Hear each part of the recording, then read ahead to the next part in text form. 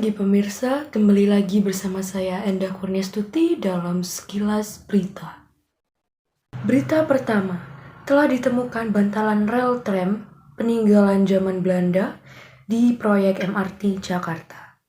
Menurut salah satu tim arkeolog yang menangani penemuan rel tram di proyek MRT fase 2, batangan rel tram tersebut diproduksi tahun 1930-an. Dari temuan yang ada di proyek MRT fase 2, batangan rel tram tersebut diperkirakan diproduksi tahun 1931 sampai dengan 1932. Hal itu terlihat dari kode produksi yang ada di rel tram tersebut. Bantalan rel tersebut diimpor dari Jerman, terbuat dari kayu jati. Ada juga beberapa bantalan rel yang menggunakan material besi baja.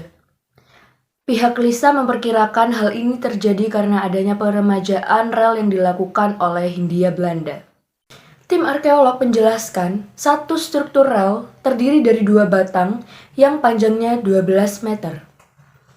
Setiap batangnya terikat menjadi satu dengan bantalan kayu atau besi baja sebanyak 16 buah. Rel tram ditemukan di kedalaman 27 cm. Setidaknya kurang lebih 118 rangkaian rel tram atau sepanjang 1,4 km yang ditemukan di proyek MRT Jakarta. Nasib rel temuan ini akan diangkat secara utuh per rangkaian, kemudian disimpan di tempat yang disediakan oleh Perum PPD. Hanya saja MRT Jakarta akan mengambil sebagian untuk kemudian dipajang dan dipamerkan. Beralih ke berita selanjutnya. Penjual dawet di Jember ditangkap karena mencampur dawet jualannya dengan karbit.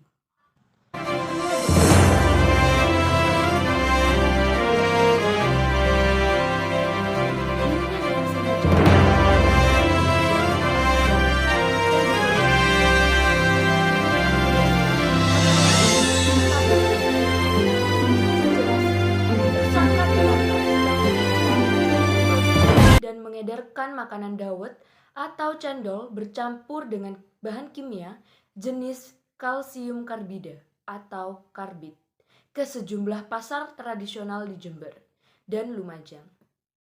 Temuan ini berawal dari laporan sejumlah pedagang yang menjadi langganan dari tersangka.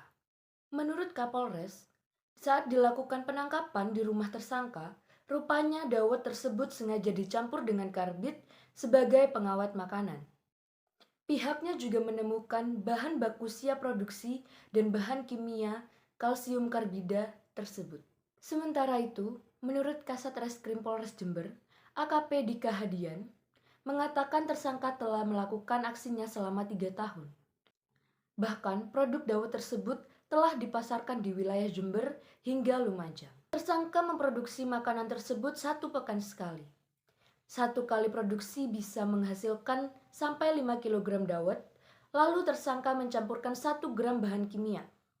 Campuran bahan kimia tersebut sangat membahayakan bagi konsumen.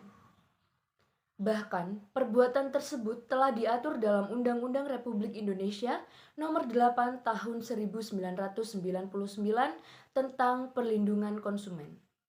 Tersangka dikenakan Pasal 62 Ayat 1, Junto Pasal 8 Ayat 3 Undang-Undang Republik Indonesia Nomor 8 Tahun 1999 tentang Perlindungan Konsumen dengan ancaman penjara selama 2 tahun. Kasat Reskrim Polres Jember juga mengatakan kasus ini akan ditindaklanjuti pada pemeriksaan ahli dari Pusat Laboratorium Forensik Polri dan Dinas Kesehatan.